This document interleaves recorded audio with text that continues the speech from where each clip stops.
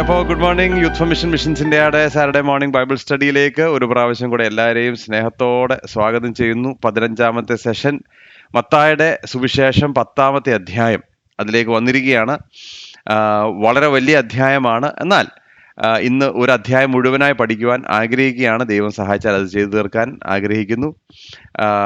ചെന്നായ്ക്കൾ നടുവിൽ കുഞ്ഞാടുകൾ, അതാണ് ഇന്നത്തെ ടോപ്പിക്.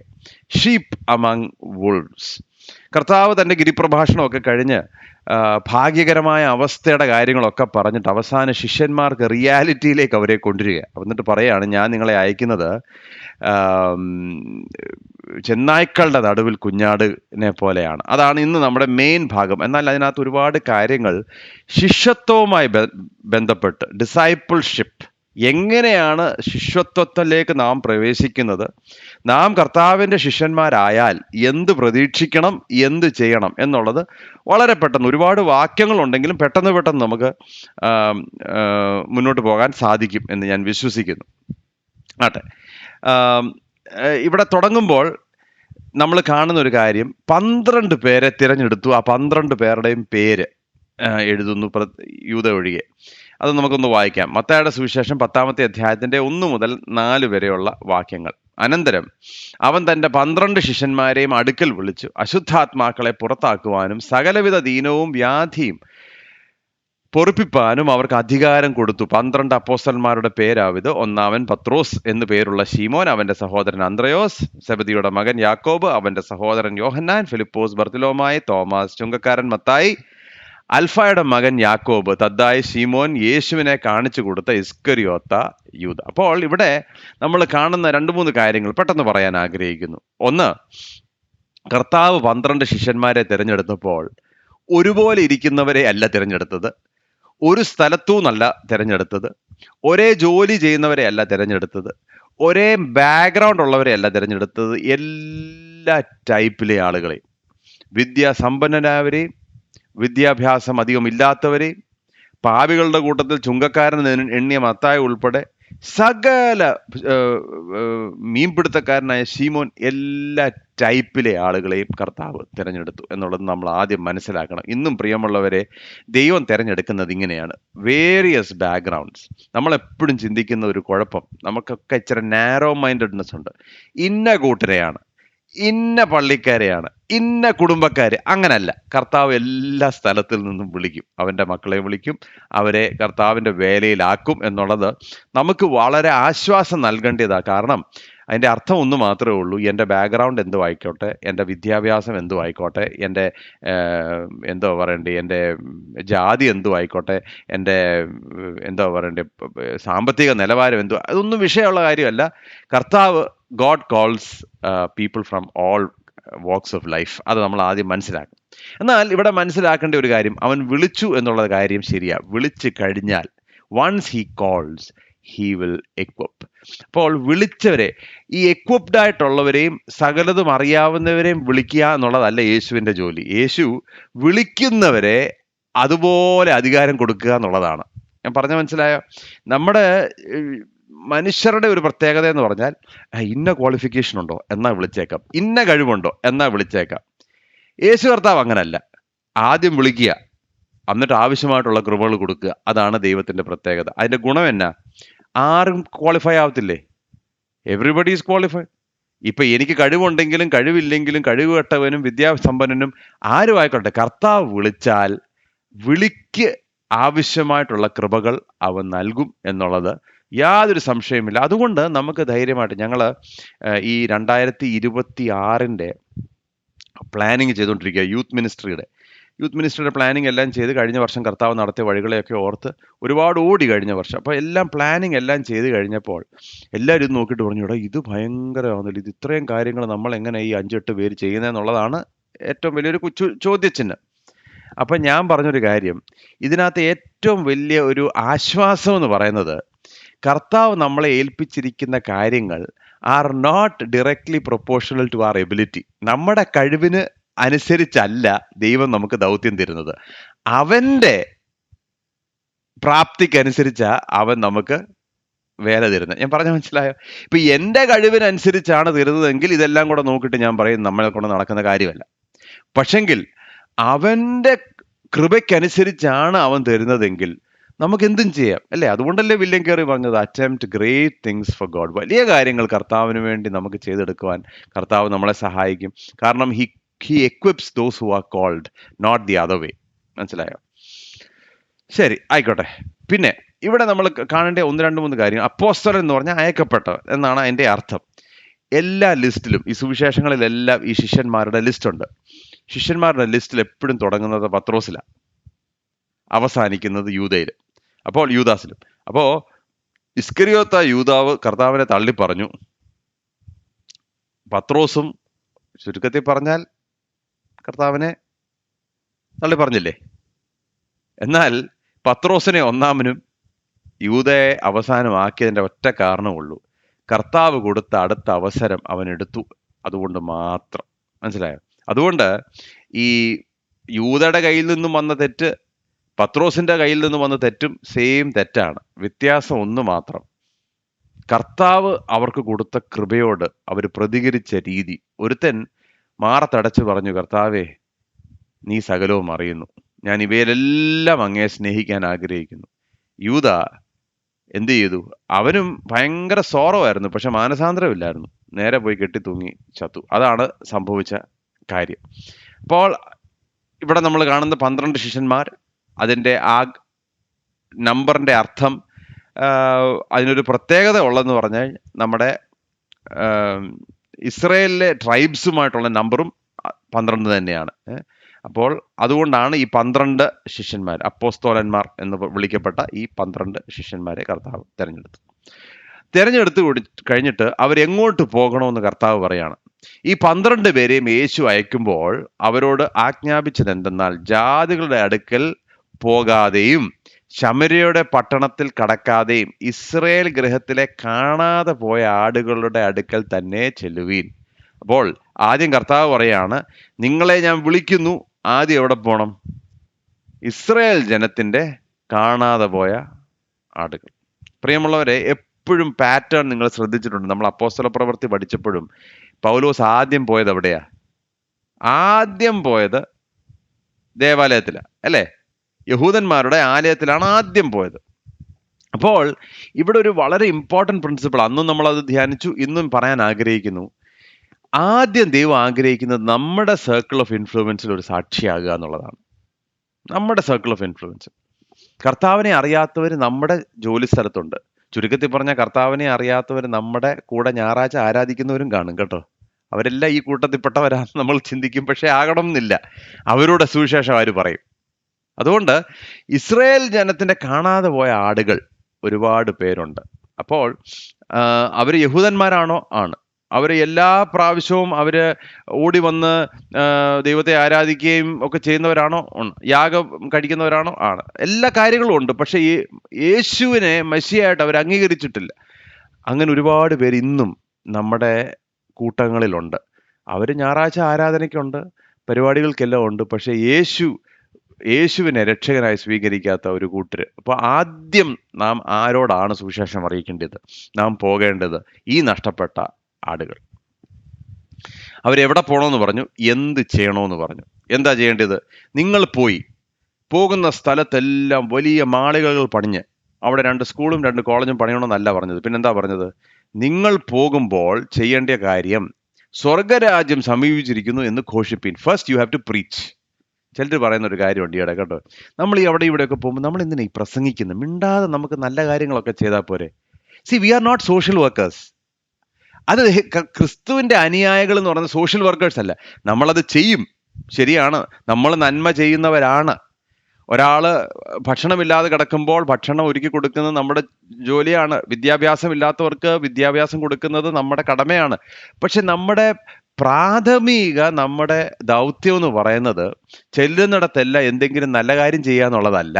പിന്നെയോ സ്വർഗരാജ്യം സമീപിച്ചിരിക്കുന്നു എന്ന് ഘോഷിക്കണം. That is our first primary responsibility. രണ്ടാമത്, രോഗികളെ സൗഖ്യമാക്കുവീൻ, മരിച്ചവരെ ഉയർപ്പിപ്പീൻ, കുഷ്ഠരോഗികളെ ശുദ്ധമാക്കുവീൻ, ഭൂതങ്ങളെ പുറത്താക്കുവീൻ, സൗജന്യമായി നിങ്ങൾക്ക് ലഭിച്ചത് സൗജന്യമായി നിങ്ങൾ കൊടുക്കണം. അപ്പോൾ ഒന്നെന്താ ചെയ്യേണ്ടത്? നമ്മൾ സുവിശേഷം പ്രസംഗിക്കണം. പ്രിയമുള്ളവരെ, ഇത് നമ്മുടെ വലിയ ദൗത്യമാണ്. സഭയുടെ ദൗത്യം, സഭയെന്ന് പറയുമ്പോൾ നമ്മൾ ഓരോരുത്തരും, സഭയുടെ ദൗത്യം സുവിശേഷം പ്രസംഗിക്കുക. We have to preach the gospel. വിശ്വാസം കേൾവിയാലും കേൾവി ദൈവത്തിന്റെ വചനത്താലും. അപ്പോൾ ആരെങ്കിലും പറയാതെ ഇവർ വിശ്വസിക്കുമോ? ഇല്ല. ആരെങ്കിലും അയക്കാതെ ഇവർ പോകുമോ? ഇല്ല. അതുകൊണ്ട് we have to be proclaimers of the gospel. ഇന്നലെ വൈകുന്നേരം ഞങ്ങളുടെ ഒരു പ്ലാനിങ് മീറ്റിംഗ് ഉണ്ടായിരുന്നു, ഈസ്റ്റർ പ്രോഗ്രാം. അപ്പോൾ ഈ യൂത്ത്സ് എല്ലാം കൂടെ ഒരുപാട് എക്സൈറ്റഡ് ആയിട്ട് നമുക്ക് ഇങ്ങനെ ചെയ്യണം, അങ്ങനെ ചെയ്യണം, നമുക്ക് ഈ പരിപാടി ചെയ്യണം, അതിൻ്റെ കൂട്ടത്തിൽ ഇങ്ങനെ ആളുകളെ വിളിക്കണം, നമുക്ക് അങ്ങനെ ചെയ്യണം, മ്യൂസിക് ഇങ്ങനെ ആയിരിക്കണം. ഞാൻ പറഞ്ഞ എല്ലാം നല്ലതാണ്. നമുക്ക് ഒറ്റ ദൗത്യമേ ഉള്ളൂ. എന്താണ്? സുവിശേഷം ഘോഷിക്കണം. നിങ്ങൾ പാട്ട് പാടുകയോ, അതിൻ്റെ ഇടയ്ക്ക് നിങ്ങൾ സ്കിറ്റ് കാണിക്കൂ, നിങ്ങൾ ലൈറ്റ് ഇങ്ങനെ വെക്കൂ, എന്ത് വേണമെങ്കിലും ചെയ്തു. പക്ഷേ അവർ പ്രൈമറി റെസ്പോൺസിബിലിറ്റീസ് ആ 2 മണിക്കൂർ കഴിയുമ്പോൾ സുവിശേഷം വ്യക്തമായി ആളുകൾ കേട്ടിരിക്കണം. Because that is our primary responsibility. ഈ റെസ്പോൺസിബിലിറ്റി നിന്ന് സഭ പിറകിലേക്ക് പോയാൽ, ദൈവസഭ പിറകിലേക്ക് പോയാൽ നമ്മുടെ ഐഡന്റിറ്റിയും നമ്മുടെ ഉദ്ദേശവും നഷ്ടപ്പെട്ടു. നമുക്കിനി എന്തെല്ലാം ഉണ്ടെന്ന് പറഞ്ഞാലും, എത്ര വലിയ ഓർഗനൈസേഷൻ ആണെന്ന് പറഞ്ഞാലും, we have lost it. We are proclaimers of the gospel. അപ്പോൾ there is a message to preach. പ്രസംഗിക്കാൻ ഒരു പ്രസംഗവും, അതുപോലെ തന്നെ ഇത് ഡെമോൺസ്ട്രേറ്റ് ചെയ്യാൻ ഒരു ശക്തിയും ദൈവം അവർക്ക് കൊടുത്തു. അങ്ങനെയാണ് ദൈവം ശിഷ്യന്മാരെ വിട്ടത്. അവരോട് പറഞ്ഞു, നിങ്ങൾക്ക് അധികാരം ഞാൻ തന്നിരിക്കുകയാണ്, ഒന്നിനെക്കുറിച്ച് നിങ്ങൾ പേടിക്കണ്ട, നിങ്ങൾ ധൈര്യമായിട്ട് പോയി പ്രസംഗിക്കുക. സോ എവിടെ പോകണം? നഷ്ടപ്പെട്ടു പോയ ഇസ്രായേൽ ആടുകളുടെ ഇടയിൽ നിങ്ങൾ ആദ്യം പോകണം. 2, നിങ്ങൾ എന്ത് ചെയ്യണം? സുവിശേഷം നിങ്ങൾ ഘോഷിക്കണം, മാനസാന്തരം നിങ്ങൾ പ്രസംഗിക്കണം. പിന്നെ എങ്ങനെ പോകണം എന്നുള്ളതാണ് ഇനിയുള്ള മോഡൽ. എങ്ങനെ? How should you go? അതാണ് മൂന്നാമത്. How should they go? അവിടെ പറയുന്നു, സൗജന്യമായി നിങ്ങൾക്ക് ലഭിച്ചു, അതുകൊണ്ട് നിങ്ങൾ സൗജന്യമായി എന്ന് പറഞ്ഞാൽ, ഞാൻ വന്ന് പ്രസംഗിക്കണമെങ്കിൽ എനിക്ക് ഇത്ര രൂപ തന്നാലേ ഞാൻ വരത്തുള്ളൂ. അല്ലെ എൻ്റെ ഓർഗനൈസേഷൻ ഒന്ന് കോൺടാക്ട് ചെയ്തിട്ട് നിങ്ങളൊരു ഡൊണേഷൻ തന്നു കഴിയുമ്പോൾ ഞാൻ വരും. അല്ലെ ഞാൻ വന്നു കഴിയുമ്പോൾ എൻ്റെ കയ്യിൽ കവർ തരണം. അങ്ങനെയല്ല സുവിശേഷ വില ചെയ്യേണ്ടത്. അതാ കർത്താവ് പറയുന്നത്. കർത്താവ് പറഞ്ഞു, നിങ്ങൾക്ക് ലഭിച്ചത് എങ്ങനെയാ? നിങ്ങൾക്ക് കിട്ടിയത് സൗജന്യമായല്ലേ? പിന്നെ നിങ്ങൾ എന്തിനാ ഈ ചാർജ് ചെയ്യുന്നത്? എവിടെ പോകുന്നിടത്തൊക്കെ what you have freely received you freely give. പ്രിയമുള്ളവർ, നമ്മൾ സുവിശേഷ ഘോഷണത്തിന് പോകുമ്പോഴേ ഒന്നിനെക്കുറിച്ച് നമ്മൾ ഒരിക്കലും ഒരു ഫിനാൻഷ്യൽ മോഡലിൽ പോരുത്. എന്ന് പറഞ്ഞു കഴിഞ്ഞാൽ, ഞാൻ പറയുന്നത്, അയ്യോ എനിക്ക് ഇതും കൂടെ ഉണ്ടായിരുന്നെങ്കിൽ, ഉള്ളതങ്ങ് കൊടുക്കുക. You give. അയ്യോ അവിടെ വരെ പോകണമെങ്കിൽ ഇത്രയും ചിലവാകും, നമുക്ക് കുഴപ്പമില്ല, ഉള്ളതങ്ങ് കൊടുക്കുക. സൗജന്യമായിട്ടല്ലേ കിട്ടിയ നിത്യജീവൻ സൗജന്യം. അതിനൊരു വില ഇടാൻ പറ്റുമോ? ഒരു വില ഇടാൻ പറ്റുമോ? You cannot. അതുകൊണ്ട് ധൈര്യമായിട്ട് കൊടുക്കുക. അപ്പോൾ കർത്താവ് നിർദ്ദേശങ്ങൾ കൊടുക്കുക. മടിശീലയിൽ പൊന്നും വെള്ളിയും ചെമ്പും, വഴിക്ക് പൊക്കണവും 2 ഉടുപ്പും ചെരുപ്പും വടിയും കരുതരുത്, വേലക്കാരൻ തൻ്റെ ആഹാരത്തിന് യോഗ്യൻ അല്ലോ. അപ്പോൾ ഒന്നാമത്തേതെന്ന് പറഞ്ഞു കഴിഞ്ഞാൽ, ആവശ്യമില്ലാതെ നിങ്ങൾ എനിക്ക് ഇത്രയും രൂപയും കൂടി ഞാൻ സേവ് ചെയ്തിട്ട്, ഇന്നത്തെ ഭാഷയെ ഞാൻ പറയാം എല്ലാവർക്കും മനസ്സിലാകാൻ വേണ്ടി. കർത്താവ്, ഇപ്പോൾ ഞാൻ ജോലി ചെയ്തുകൊണ്ടിരിക്കുകയാണ്, ഒരു 8 വർഷം കഴിയുമ്പോൾ ഞാൻ റിട്ടയർമെൻ്റ് ആവും. അപ്പോൾ എനിക്ക് ഇത്രയും സേവിങ്സ് കാണും. ഇത്രയും സേവിങ്സ് ഞാൻ ഇങ്ങനെ വെച്ച് കഴിയുമ്പോൾ ഞാൻ കർത്താവിൻ്റെ വേലയിൽ വളരെ ഉത്സാഹമുള്ളവരായിരിക്കും. ഞാനിപ്പോൾ ഒരു കാര്യം പറയട്ടെ, നടക്കത്തില്ല. ഇന്ന് ചെയ്യാത്ത ആൾ അന്ന് ചെയ്യത്തില്ല. എന്ന് പറഞ്ഞാൽ, ഫിനാൻഷ്യൽ സെക്യൂരിറ്റിയുടെ ബേസിസിൽ മിനിസ്ട്രി ചെയ്യരുതെന്ന് പറഞ്ഞ. നിങ്ങൾ ഒരിക്കലും അയ്യോ എൻ്റെ കാര്യം എങ്ങനെ നടക്കും, എൻ്റെ ഇതെങ്ങനെ നടക്കും, ഞാനതങ്ങനെ ചെയ്യും, അതിനെക്കുറിച്ച് ഭാരപ്പെടുകയേ ചെയ്യരുത്. ഒരു വിശ്വാസി, ഞാൻ പറയുന്നത് ഒരു ക്രിസ്ത്യ ശുശ്രൂഷകൻ എന്നല്ല, ഒരു ക്രിസ്ത്യ വിശ്വാസി പോലും ഒന്നിനെക്കുറിച്ചും ഭാരപ്പെടരുത്. നമ്മൾ അതിനെക്കുറിച്ച് പഠിച്ചല്ലോ. Do not worry. നമ്മൾ വളരെ ക്ലിയർ ആയിട്ട് പഠിച്ചു. എന്ന് പറഞ്ഞതുപോലെ ശുശ്രൂഷയിലേക്ക് കയറുമ്പോൾ ഇന്നിൻ്റെ കാര്യങ്ങളൊക്കെ സെറ്റാക്കിയിട്ട് ചെയ്യാമെന്ന് വെച്ച് കഴിഞ്ഞാൽ അതൊരു ബിബ്ലിക്കൽ മോഡലല്ല. അതിനെക്കുറിച്ച് നിങ്ങൾ വിചാരപ്പെടരുത്. ആവശ്യമില്ലാതെ അത് സേവ് ചെയ്ത് ഇത് സേവ് ചെയ്ത് ആ മോഡിലേക്ക് പോകേണ്ട കാര്യമില്ല. ശുശ്രൂഷ കർത്താവ് ഉള്ളിലൊരു പ്രേരണ തന്നിട്ടുണ്ടെങ്കിൽ കാര്യങ്ങളൊക്കെ ദൈവം നടത്തിക്കോളും. You should go. അതിൻ്റെ കാരണം എന്നാ? നിങ്ങൾ കരുതരുതെന്ന് പറഞ്ഞാൽ, വേലക്കാരൻ തൻ്റെ ആഹാരത്തിന് യോഗ്യൻ. അതിൻ്റെ മറുവശം എന്തുവാ? ശുശ്രൂഷയിൽ ഒരാൾ ആയിരിക്കുമ്പോൾ അദ്ദേഹം അല്ലെങ്കിൽ ആ പേഴ്സൺ എവിടെയെങ്കിലും പോയി ശുശ്രൂഷിച്ചാൽ യോഗ്യമാം വണ്ണം അവർക്ക് വേണ്ടി നൽകേണ്ടത് ബാക്കിയുള്ളവരുടെ ചുമതലയാണെന്നാണ് പറയുന്നത്. മനസ്സിലായോ? എന്നാ ഈ പുള്ളി വന്ന് പ്രസംഗിച്ചേച്ച് പോട്ടെ, നമുക്ക് എങ്ങനെയെങ്കിലും ഉണ്ടല്ലോ അഡ്ജസ്റ്റ്മെന്റിൽ അങ്ങ് മാനേജ് ചെയ്യാവുന്ന ആരും ചിന്തിക്കരുത്. കാരണം ഒരാൾ തനിക്ക് ഒരുപാട് പ്രയാസത്തിലൂടെ അല്ലെങ്കിൽ ഒരുപാട് കഷ്ടപ്പെട്ടായിരിക്കും ശുശ്രൂഷിക്കുന്നത്. നമുക്ക് പറ്റുന്ന വിധത്തിൽ അവരെ മാനിച്ച് വേണം നമ്മൾ തിരിച്ച് മടക്കി വിടാൻ. അത് നമ്മുടെ ബിലീവേഴ്സിന് എല്ലാവരും, നമ്മളെല്ലാവരും സൂക്ഷിക്കേണ്ട ഒരു കാര്യമാണ്. കർത്താവിന്റെ വേലയുമായി ബന്ധപ്പെട്ട് നിൽക്കുന്ന ഒരാള് നമ്മുടെ ഇടയിൽ വന്ന് ശുശ്രൂഷിച്ചാൽ നമ്മൾ എപ്പോഴും ഓർക്കേണ്ട ഒരു കാര്യം, അവരെ വളരെ നന്നായി നാം സാമ്പത്തികമായി മാനിച്ചിട്ട് മാത്രമേ, നമുക്കെല്ലാവർക്കും പല അളവുകളാണ്, മനസ്സിലായി, വി ഹാവ് ഡിഫറെൻറ്റ് കേപ്പബിലിറ്റീസ്, പക്ഷെങ്കിൽ അതിനനുസരിച്ച് നാം മാനിച്ച് വേണം വിടേണ്ടത് എന്നുള്ളത് വളരെ വ്യക്തമായി കർത്താവ് പഠിപ്പിക്കുന്ന ഒരു കാര്യമുണ്ട്. പല ശുശ്രൂഷകന്മാരും അവര് എന്താ പറയണ്ടേ, വി സ്റ്റാവ് ദം, അവരെ ശരിക്കും നമ്മൾ മാനിക്കാതെ, അവരെ കരുതാതെ നമ്മൾ വിടും. ഒരിക്കലും നമ്മൾ അത് ചെയ്യരുത്. ഞാൻ നമ്മുടെ ഈ ഫാമിലിയിൽ എപ്പോഴും പറയുന്ന ഒരു കാര്യമുണ്ട്, നമ്മുടെ മിനിസ്ട്രീസിൽ നമ്മൾ ആദ്യം മുൻതൂക്കം കൊടുക്കുന്നത് നമ്മുടെ ഫോർ ഫ്രണ്ടിൽ നിൽക്കുന്ന, മുൻനിരയിൽ നിൽക്കുന്ന നമ്മുടെ മിഷണറിമാർ, അവരുടെ ആവശ്യങ്ങൾ നടത്തി കൊടുക്കേണ്ടത് നമ്മുടെ ചുമതലയാണ്. നമ്മുടെ മേൽ ആഹാരമുണ്ടെങ്കിൽ അവരുടെ മേശമേൽ ആഹാരം ഉണ്ടായിരിക്കണം എന്നുള്ളത് നമ്മുടെ നിർബന്ധമാണ്. അതിന്റെ കാരണം എന്നാ, അവർ മുൻനിരയിൽ നിൽക്കുകയാണ്. ആ വേലക്കാരൻ തൻ്റെ ആഹാരത്തിന് 100% യോഗ്യനാണെന്നുള്ള കാര്യം മനസ്സിലാക്കണം. അതുകൊണ്ട് എക്സ്ട്രാ നമ്മൾ ഒത്തിരി ഓവർ കെയർ ചെയ്യേണ്ട. എന്നാൽ വരുന്ന അല്ലെങ്കിൽ നാം ബന്ധപ്പെട്ട് നിൽക്കുന്ന ശുശ്രൂഷകന്മാരെ കെയർ ചെയ്യേണ്ടത് നമ്മുടെ ദൗത്യമാണ്. പിന്നെ എങ്ങനെ പോകണം? ഏത് പട്ടണത്തിലോ ഗ്രാമത്തിലോ കടക്കുമ്പോൾ അവിടെ യോഗ്യൻ ആർ എന്ന് അന്വേഷിപ്പീൻ, പുറപ്പെടുവോളം അവിടെ തന്നെ പാർപ്പീൻ.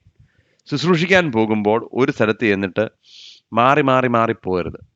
നിങ്ങൾ പോകുന്ന ഒരു സ്ഥലത്ത് അവർ യോഗ്യന്മാരാണ്, അവർ നിങ്ങളെ സ്വീകരിച്ചിട്ടുണ്ടെങ്കിൽ, അവർ നിങ്ങളെ സ്നേഹിക്കുന്നുവെങ്കിൽ, അവർ നിങ്ങളെ കരുതുന്നുവെങ്കിൽ, നിങ്ങൾ വേറൊരു ഓപ്പർച്യൂണിറ്റിയെ നോക്കി അടുത്ത വീട്ടിലൊന്നും പോകേണ്ട കാര്യമില്ല എന്നുള്ളത് നിങ്ങൾ ഓർത്തുകൊള്ളണം എന്നുള്ളത്. സോ ബി കണ്ടന്റ്, അത് കണ്ടന്റ്മെന്റ് ആണ് അവിടെ കർത്താവ് പറയുന്നത്.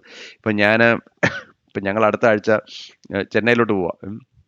അപ്പം ചെന്നൈ പോകുന്നതിന് മുമ്പ് തന്നെ അവിടെ ഭയങ്കര അടിയാണ്, ഞാൻ ആരുടെ വീട്ടിൽ താമസിക്കണമെന്ന് എന്നെ വിളിച്ചു. അപ്പോൾ അപ്പം ഞാൻ പറഞ്ഞു, ഞാൻ ഏതെങ്കിലും വീട്ടിൽ എന്നെ സൂട്ട് കേസ് എല്ലാ ദിവസവും പെറുപ്പിക്കരുത്. ഞാൻ ഒരു സ്ഥലത്ത് നിന്ന് അതൊക്കത്തില്ല, ഈ ദിവസം ഇന്ന ദിവസം വെള്ളിയാഴ്ച ആകുമ്പോൾ ഞങ്ങൾ അങ്ങോട്ട് കൊണ്ടുപോകും, പിന്നെ ശനിയാഴ്ച ആകുമ്പോൾ ഇങ്ങോട്ട് കൊണ്ടുപോകും. അത് അവരുടെ സ്നേഹം കൊണ്ട് ചെയ്യുന്നതാണ്, അതുകൊണ്ട് അതിൽ തെറ്റില്ല. പക്ഷെങ്കിൽ നമ്മൾ ഇനി അത് നമ്മുടെ ക്രിസ്ത്യൻ ലൈഫിൻ്റെ ഒരു പ്രത്യേകതയാണ്. കണ്ടന്റ്, നമ്മൾ വളരെ കണ്ടന്റ് ആയിരിക്കണം. ഏത് കാര്യത്തിലും കർത്താവ് നമുക്ക് വേണ്ടി കരുതിയിട്ടുള്ളതിൽ സംതൃപ്തരായിരിക്കുക എന്നുള്ളത് നമ്മുടെ കടമയാണ്. എന്തെങ്കിലും വന്നു കഴിഞ്ഞാൽ അയ്യോ ഇവിടെ ഒരു ബെറ്റർ ഓപ്ഷൻ കാണും എന്ന് ചിന്തിക്കരുത് എന്നുള്ളതാണ് അടുത്ത ആറ്റിറ്റ്യൂഡ് കർത്താവ് പറയാൻ ആഗ്രഹിക്കുന്നത്. പിന്നെ കർത്താവ് പറയുന്നു, ആ വീട്ടിൽ ചെല്ലുമ്പോൾ അതിന് വന്ദനം പറവീൻ. വീട്ടിന് യോഗ്യതയുണ്ടെങ്കിൽ നിങ്ങളുടെ സമാധാനം അതിൻ്റെ മേൽ ഇരിക്കട്ടെ. യോഗ്യത എന്ന് പറഞ്ഞാൽ അവർ നിങ്ങളെ സ്വീകരിക്കുന്നുവെങ്കിൽ അതിൻ്റെ സമാധാനം നിങ്ങളുടെ സമാധാനം അതിൻ്റെ മേൽ വരട്ടെ. യോഗ്യത ഇല്ല എന്ന് വരികിൽ സമാധാനം നിങ്ങളിലേക്ക് മടങ്ങി വരട്ടെ. ആരെങ്കിലും നിങ്ങളെ കൈക്കൊള്ളാതെയും നിങ്ങളുടെ വചനങ്ങളെ കേൾക്കാതെയും ഇരുന്നാൽ ആ വീടോ പട്ടണമോ വിട്ടു പോകുമ്പോൾ നിങ്ങളുടെ കാലിലെ പൊടി തട്ടിക്കളവീൻ. ന്യായവിധി ദിവസത്തിൽ ആ പട്ടണത്തെക്കാൾ സോദ്യോമരുടെയും ഗോമോര്യരുടെയും ദേശത്തിന് സഹിക്കാവതാകും എന്ന് ഞാൻ സത്യമായിട്ട് നിങ്ങളോട് പറയുന്നു. അപ്പോൾ എങ്ങനെ പ്രതികരിക്കണം എന്നുള്ളത്, നിങ്ങൾ സമാധാനത്തിൽ ചെല്ലണം. എവിടെ ചെന്നാലും സമാധാനത്തിൽ ചെല്ലണം.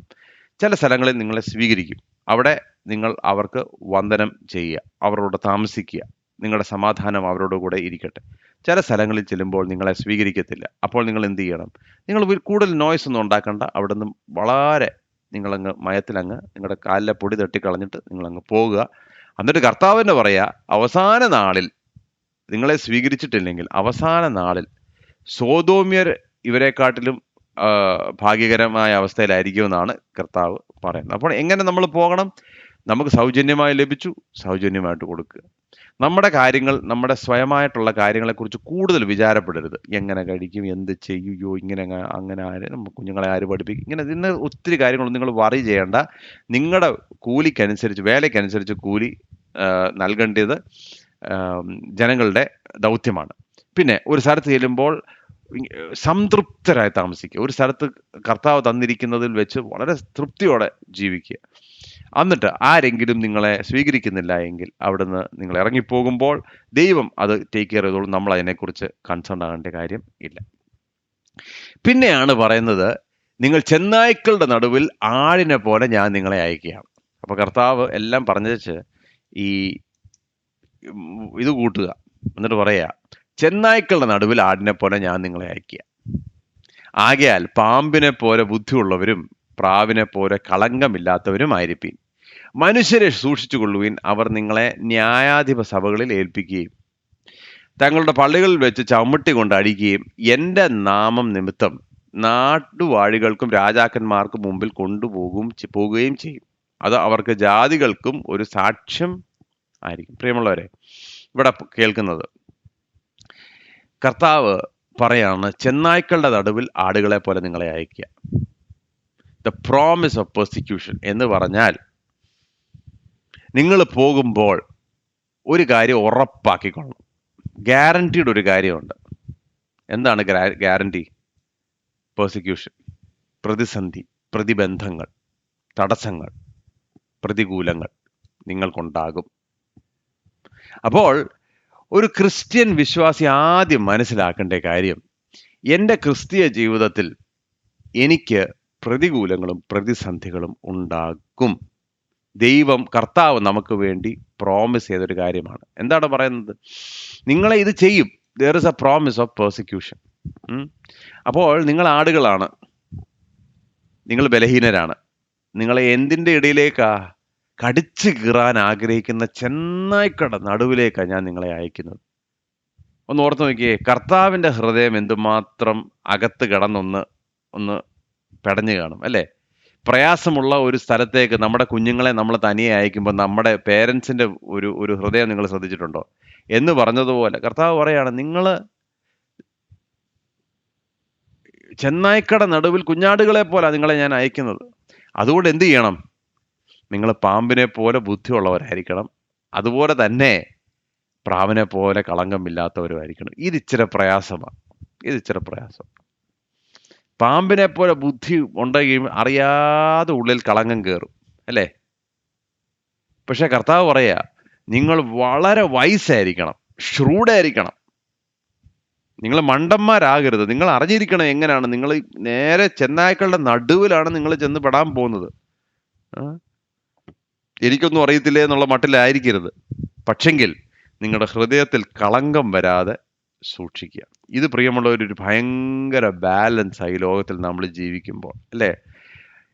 പല ലോകത്തിൻ്റെ കാര്യങ്ങൾ നമ്മൾ കാണുമ്പോൾ വളരെ ബുദ്ധിയുള്ളവർ കാണും, വിശ്വാസികൾ. പക്ഷെ നമ്മൾ ഓവർ സ്മാർട്ട് ആകുമ്പോൾ ചിലപ്പം നമ്മുടെ ഹൃദയത്തിനകത്ത് ചില കളങ്കങ്ങൾ ഉണ്ടാകാൻ സാധ്യതയുണ്ട്. അതില്ലാതെ നമ്മൾ സൂക്ഷിക്കുക എന്നുള്ളത് ഒരു വിശ്വാസിയുടെ കടമയാണ്. It is not easy. എന്നിട്ട് പറയാണ്, നിങ്ങൾക്ക് ഉറപ്പാണ്, നിങ്ങളെ ന്യായാധിപ സംഘത്തിൽ കൊണ്ടുവരും, നിങ്ങളെ പള്ളികളിൽ വെച്ച് ചമ്മട്ടി കൊണ്ട് അടിക്കും. എന്ന് പറഞ്ഞാൽ നിങ്ങൾക്ക് അകത്ത് പ്രതിസന്ധി. ഏതാ? സിനഗോഗിൻ്റെ അകത്ത് പ്രോബ്ലം, സിനഗോഗിൻ്റെ പുറത്ത് പ്രശ്നം. റോമാക്കാരുടേത് നിങ്ങൾക്ക് പ്രശ്നം, കള്ള സഹോദരന്മാരുടെ കയ്യിൽ നിങ്ങൾക്ക് പ്രശ്നം. യഹൂദന്മാരുടെ കയ്യിൽ നിന്നും പരീശന്മാരുടെ കയ്യിൽ നിന്നും നിങ്ങൾക്ക് പ്രയാസം ഉണ്ടാകും. നിങ്ങൾ പുറത്തു പോകുമ്പോൾ നീറോയുടെ കയ്യിൽ നിന്നും നിങ്ങൾക്ക് പ്രയാസം ഉണ്ടാകും. ഏത് സൈഡിൽ നിന്ന് നോക്കിയാലും നിങ്ങൾക്ക് പ്രതിസന്ധി. ചിലപ്പോൾ നമ്മൾ ചിന്തിക്കും, എല്ലാം നമ്മുടെ ആളുകളല്ലേ, അപ്പോൾ അവരുടെ കയ്യിൽ നമുക്കൊന്നും പ്രയാസം വരത്തില്ല. പ്രിയമുള്ളവർ, ആദ്യം ചമ്മട്ടി ഇട്ട് കിട്ടുന്നത് ചിലപ്പോൾ നമ്മുടെ ആളുകളുടെ നിന്നാണ്. ഓർത്തോണം, നമ്മുടെ സ്വന്തം ആളുകളുടെ കയ്യിൽ നിന്നായിരിക്കും ഇത്. അപ്പോൾ രാജാക്കന്മാരുടെ മുമ്പിൽ നിങ്ങൾ നിൽക്കും, ന്യായാധിപന്മാരുടെ മുമ്പിൽ നിങ്ങൾ നിൽക്കും. നിങ്ങളെ വലിച്ച് ചിലപ്പോൾ സിംഹക്കൂട്ടിൽ വലിച്ചെറിയും, തിളയ്ക്കുന്ന എണ്ണയ്ക്കകത്ത് നിങ്ങളെ ഒഴിക്കും. ഇതെല്ലാം ഇതിൻ്റെ ഭാഗമാണ്. This is the promise of persecution. ഇന്ന് കർത്താവ് തൻ്റെ ശിഷ്യന്മാരെ വളരെ സ്നേഹത്തോടെ പറയാണ്, നിങ്ങളെ ഞാൻ അയക്കുകയാണ് ചെന്നായ്ക്കട നടുവിൽ കുഞ്ഞാടുകളെ പോലെ. ബി ഷ്യൂർ, പ്രതിസന്ധി നിങ്ങൾക്ക് ഉറപ്പാണ്. ഇന്നിങ്ങനെ വല്ലതും പ്രസംഗം കേൾക്കാറുണ്ട്? ഞാനൊന്ന് ചോദിച്ചോട്ടെ, ഇങ്ങനെയൊക്കെ നിങ്ങൾ ആരും കേൾക്കാറുണ്ടോ? നിങ്ങൾ ഇറങ്ങിച്ചെല്ലുമ്പോൾ പ്രതിസന്ധി നിങ്ങൾക്ക് ഉറപ്പാണ്. പ്രിയമുള്ളവരെ, ഉറപ്പാണ് നിങ്ങൾക്ക് എവിടെയെങ്കിലും കേട്ടിട്ടുണ്ടോ? കേൾക്കത്തില്ല. ഇപ്പൊ കേൾക്കുന്നത് എന്നാ? നിങ്ങൾ എവിടെ ചെന്നാലും നിങ്ങൾ വിജയിക്കും. നിങ്ങൾ ചെല്ലുന്ന സ്ഥലങ്ങളിലെല്ലാം നിങ്ങൾ അനുഗ്രഹിക്കപ്പെടും. അതൊന്നും ഇല്ലെന്നല്ല ഞാനീ പറയുന്നത്. പക്ഷെങ്കിൽ കർത്താവ് ശിഷ്യന്മാരെ വിട്ടപ്പോൾ വെരി ക്ലിയർലി പറഞ്ഞു. എന്ന് പറഞ്ഞാൽ ഈ ലോകത്തിൽ, അതുകൊണ്ടാണല്ലോ വേദപുസ്തകം നമ്മളെ വ്യക്തമായി പഠിപ്പിക്കുന്നത്, any one who desires to live a godly life will be persecuted. അപ്പൊ പ്രിയമുള്ളവരെ, നമ്മൾ ഇത് വളരെ വ്യക്തമായിട്ട് മനസ്സിലാക്കണം. ചെന്നായ്ക്കട നടുവിൽ കുഞ്ഞാടുകളാണ് നാം. കർത്താവിനെ അനുഗമിക്കാൻ തീരുമാനിച്ചാൽ പ്രതികൂലങ്ങൾ ഉറപ്പ്. അതില്ലാതെ ഒക്കത്തില്ല. ചിലപ്പോൾ വേല സ്ഥലം, ചിലപ്പോൾ അടിയിടിയല്ലായിരിക്കും, നമ്മുടെ നോർത്ത് ഇന്ത്യയിലെ സഹോദരങ്ങളായിരിക്കും അടി കൊള്ളുന്നത്. ചിലപ്പോൾ നമ്മൾ ഓഫീസിൽ ചെല്ലുമ്പോഴത്തേക്ക് നമ്മളെ മാറ്റി നിർത്തുന്നതാണ് പ്രതിസന്ധി. നമ്മുടെ കുടുംബക്കാരെല്ലാം കൂടെ കൂടുമ്പോൾ, ഓ ഇവൻ ഭയങ്കര വിശ്വാസി, ഇവൻ ഭയങ്കര പ്രാർത്ഥനയും സ്തോത്രവും ഒക്കെ, ചിലപ്പോൾ നിന്നയായിരിക്കും. മനസ്സിലായോ? ചിലപ്പോ നമ്മുടെ സ്വന്തം സഭകളിനകത്തും നമുക്ക് ചിലപ്പം ഇത് കിട്ടും. ഇത്രയൊന്നും വേണ്ട, എന്ത് ഇത്രയും വലിയ തീഷ്ണതയൊക്കെ, അതിൻ്റെ ഒന്നും ആവശ്യമില്ല. ഇത്രയൊക്കെ ആവശ്യമുണ്ട്, അതിൻ്റെ ഒന്നും ആവശ്യമില്ല. നമുക്കിങ്ങനെ ഒരു സൈഡിൽ കൂടെ ഒക്കെ നിന്ന് നമ്മളും ദൈവവും തമ്മിലുള്ള ഇതൊക്കെ അങ്ങ് നിന്നാൽ പോരെ. അപ്പോൾ പലവിധമായ പ്രതിസന്ധികൾ പലവിധമായ സ്ഥലങ്ങളിൽ നിന്ന് ഇത് വരും. പക്ഷെ ഇത് വന്നിരിക്കും. അത് എവിടെ നിന്ന് വരും നമുക്ക് അറിഞ്ഞുകൂടാ. But it is guaranteed that you will be persecuted. എന്നാൽ കർത്താവ് പറയാണ്, നിങ്ങൾ ഈ പ്രതികൂലത്തിലൂടെ കടന്നു പോകുമ്പോൾ ഒരു കാര്യം ഞാൻ ഉറപ്പ് തരാം, എൻ്റെ സാന്നിധ്യം കാണും. There is a promise of my presence. 10:19-20. എന്നാൽ നിങ്ങളെ ഏൽപ്പിക്കുമ്പോൾ എങ്ങനെയോ എന്തോ പറയേണ്ടത് എന്ന് നിങ്ങൾ വിചാരപ്പെടേണ്ട. പറവാനുള്ളത് ആ നാഴികയിൽ തന്നെ നിങ്ങൾക്ക് ലഭിക്കും. പറയുന്നത് നിങ്ങളല്ല, നിങ്ങളിൽ പറയുന്ന നിങ്ങളുടെ പിതാവിൻ്റെ ആത്മാവ് അത്രേ. അപ്പോൾ ഇങ്ങനെയുള്ള സാഹചര്യങ്ങളിൽ പോകുമ്പോൾ, അയ്യോ എങ്ങനെ ഞാൻ മറുപടി പറയും, നിങ്ങൾ വിചാരപ്പെടണ്ട. നമ്മൾ ആദ്യം വിചാരപ്പെടുന്ന അങ്ങനെ അല്ലേ? ഞാനൊക്കെ ചിലപ്പോൾ ഈ ചില യൂത്ത് മീറ്റിങ്ങിനൊക്കെ പോകുമ്പോൾ, ഈ പിള്ളേരെല്ലാം കൂടെ ചില കാര്യങ്ങൾ ചോദിച്ചു കഴിഞ്ഞാൽ എങ്ങനെ പറയുമെന്നൊക്കെ വിചാരപ്പെടും. അപ്പോൾ ഈ വാക്യത്തിലേക്കാണ് ഞാൻ മടങ്ങി വരുന്നത്. അപ്പം ഞാൻ എന്താ കർത്താവ് പറയുന്നത്? നിങ്ങൾ അതിനെക്കുറിച്ച് നിങ്ങൾ വിചാരപ്പെടണ്ട.